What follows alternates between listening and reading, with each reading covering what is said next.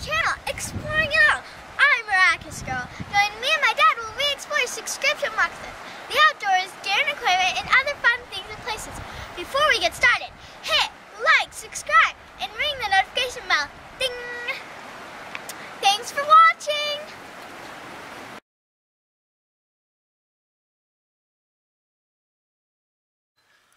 Well, thank you for that amazing introduction, Miraculous Girl, and thank you everyone for joining us here on Exploring It All. Today we are going to be looking at the Victorinox Yeoman, continuing our Through the Looking Glass series, as I'm calling it, because we're looking at the knives models that have the magnifying glass in it, which is kind of a unique look, I think. Anyway, so today we're looking at the Yeoman, and also stay tuned at the end of this. I have a little clip update regarding my scientist here. As you can see, it's different in a little different configuration than when we did it. I'm really happy with the way these shined up, the brass and everything. Anyway, I was cleaning it up and lightly restoring the scales a little bit. And so I have a little bit more information on that at the end of this video. I'm going to go ahead and put that after the end screen. Anyway, so today we are going to be looking at a Yeoman. I could not find some coffee. I could not find a production run time for the Yeoman as far as when it was produced from, when it started, and when it was discontinued. So I couldn't find it, and I kind of searched for it, but I just could not find that information. But we're going to go ahead and look at dating this one, and I kind of already did the research on it, so it will we can kind of narrow this one down to a very specific time frame. So first up, this model does have the plus scales, and in a little bit different, which obviously we'll go into, it has the pinhole. But anyway, so first up we have our tweezers, and these are our standard tweezers. This tweezer has been running since 1978. There hasn't really been any changes to it. Looks like there's a little piece of lint in there. There's the tweezers. So we have those. Actually, maybe I should bring those up there for anyone. So no real changes on the tweezer. We have our toothpick, and I may have changed out this toothpick, or I may not have. This one was actually in pretty good shape when I got it, I think. So you have the toothpick. You have the ballpoint pen, which works well. Nice blue pen. The size on that. And there's a number of tricks and whatnot of how to hold that pen in. Now this has the pen hole for the straight pen. And you know what? There's a number for this, like a number 2 or something on the straight pen. It doesn't list it on the SAC Wiki site as far as the size of that pen. I have a whole bunch that I bought. These are a stainless, the ones that come with the Victorinox are a stainless steel pen, but I think most are. And then our final tool is going to be and by the way, the straight pen started in 91. The toothpick's been the same since 1902. The ballpoint pen started in 1985. Like I said, 91 to present on that. Now, this particular screwdriver is the first micro screwdriver. It does have the patent stamp on it, and it is tapered and not cut. So it is the first version of the mini screwdriver. And this one ran from 1983 to between 2000 and 2003, according to the Sam's Tools site. So since we have it open, let's go ahead and head on to our back scale tools. Now we have a 4-turn corkscrew, and it's solid. It doesn't have the fluting like the scientists did, and that started in 1991 with the fluting like that. And then the other item that we have is the hook, and the hook started in 1991. Now, a lot of people don't realize that the hook, and I guess I should show you guys, the solid corkscrew, no fluting, 4-turn. So the hook right here started in 1991, parcel hook. You know, a lot of people were like, it was for carrying newspapers and whatnot. In Europe, they bundle them a lot with twine or whatnot. But this is also great for picking up pot handles and stuff off the campfire, cinching laces. There's a lot of little tricks on grabbing things with this little hook. Also, a lot of people don't realize the hook is one of the only tools that actually goes back a certain amount. It'll allow your knife to stand, and in some cases you can even use it to balance a cell phone. My phone's probably too big and too heavy. Anyway, you have the key ring. Now, here's something interesting about this key ring. The key ring is on the liner, and this ran on the liner instead of being part of the back scale tools. And since that key ring, it was only on this liner from 68 to 91.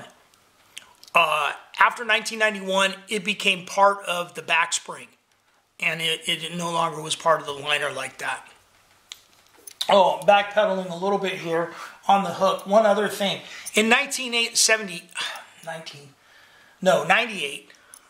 the hooks on the compacts and the timers and whatnot have, and I have one right here actually, a file on the back of the hook. They only include that on some models. It is not included on any. This one just has the regular end on it there. Now, some of the layer configurations on your main layer are different depending on the runs, and I didn't isolate out which particular one this one was, but sometimes the magnifying glass and the Phillips are in the middle layer, and the scissors are on the outer layer, and vice versa. And so that is one change in the Yeoman. And I also understand that it was discontinued around 2000, somewhere in the early 2000s, but then they brought it back and did a special run in 2007. Anyway, so let's go ahead and keep going here. We have our Phillips Screwdriver, which has a 90-degree stop. Now, this is the long version that is different than the versions that have the light, that have the shorter Phillips screwdriver, as you can see there. And this one also has the key ring that's on the spring there. They do both have the 90-degree stop, but it does have the 90-degree stop. And the length was changed primarily to accommodate the light. Supposedly, the longer one is still produced on some models, and I'll have to look and see if I have a more current when we get up to the Explorer. This one has the gray outlined magnifying glass, which means it has an 8 times magnification. It is still somewhat cloudy out. I'm planning on doing a video at some point during this series to insert it and see if I can't start a char cloth on fire, to see if I can actually start a fire with a Swiss Army knife magnifying glass. So next up we have the scissors. Now, oh, and by the way, the magnifying glass is dated. This magnifying glass ran from 1973 to 2004. The inline Phillips is 1973 and supposedly still in production, although some have a shorter version. Anyway, so we're at the scissors. Now, this is a 2-part spring. They call it a double spring. It does have the groove guide on the back of the handle, and this is a riveted and not a screw in place, and that makes this scissor, it ran from 92 to 2000. After 2000, the handle gets tapered a little bit smaller, and this one has it's the same size, but this upper handle, I guess, tapers down smaller on those. But anyway, so this is our scissors and our Swiss Army knife scissors. I've only ever had to sharpen like one knife that I had that was really well used. Next up we have the combo tool. The combo tool has a 90-degree stop. It's called the combo tool because it's a combination bottle opener, can opener. I have yet to utilize a combo tool as a can opener yet. The regular can openers tend to be a little bit sharper, and let's do a little comparison here just to show you. The regular can opener has a little bit of sharpness, and I use my can opener that's on my Ranger grip quite often. And then comparing it to the bottle opener, that's how it kind of compares there. So the combo tool, it's a 4-in-1. You got a wire stripper, wire bender, you have a standard screwdriver, you have your can opener, and you have a bottle opener. And like I said, it does have the 90-degree stop. And then our final item, and the combo tool was introduced in 1986. It ran from 1986 to present. And our final item is our main blade. And I always like to wipe off the fingerprints, and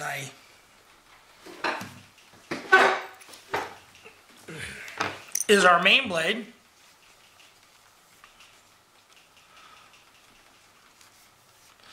Now, I don't know, you guys probably won't be able to see the tang stamp here due to reflections and whatnot, but the V in the Victorinox on this tang is a little bit bigger. And then on the back side, the cross doesn't touch the words, and it does not touch the crossbow, and that dates this tang stamp from 1992 to 2005. Now, based off this tang stamp being in 1992 and this key ring ending in 1991, places this, and there's always a little bit of overlap with Victorinox and tools and parts, but that would pretty much place this knife at a 91-92 production year, based off the tang stamp being 92 and the key ring ending in 91. Really kind of nails it down. So anyway, so that is a look, and you know, one other last item here, since I'm going to do it with that Scientist. I ran it through the strop. So as you can see, it has a pretty good edge on it, considering this knife is, what, 30 years old? So that's a look at the Victorinox Yeoman. Join us for our next review in our Through the Looking Glass series. I'm planning on putting these out on Saturday mornings, and we'll take a look at our next one, which I believe will be the Explorer. All right, guys, thanks for watching, and stay tuned for the look at the update on the Scientist. All right, guys, thanks for watching. Give us a like, give us a subscribe, and remember, be nice to each other.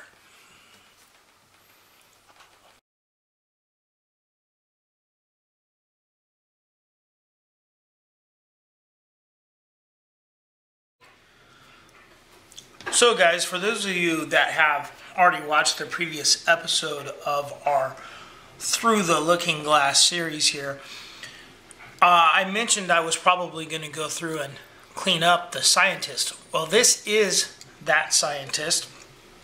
I popped the scales off and cleaned it up. And one of the things I noticed when I popped the scales off of this is this entire liner here was completely covered in black ink, or blue ink actually, but it looked black.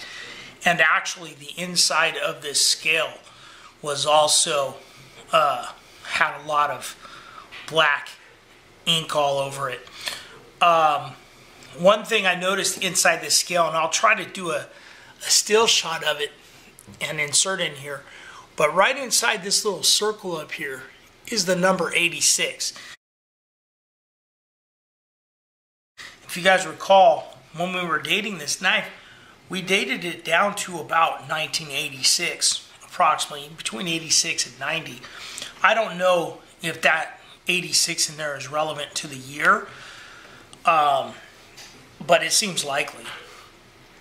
One other thing I should add, you know, these liners, as I mentioned, the liners in here are what are deteriorated, have some deterioration in here, and the one side is way worse than the other. And it, as you guys can see, I shine this up with some Phillips polish, so the brass pins here are really nice and clean.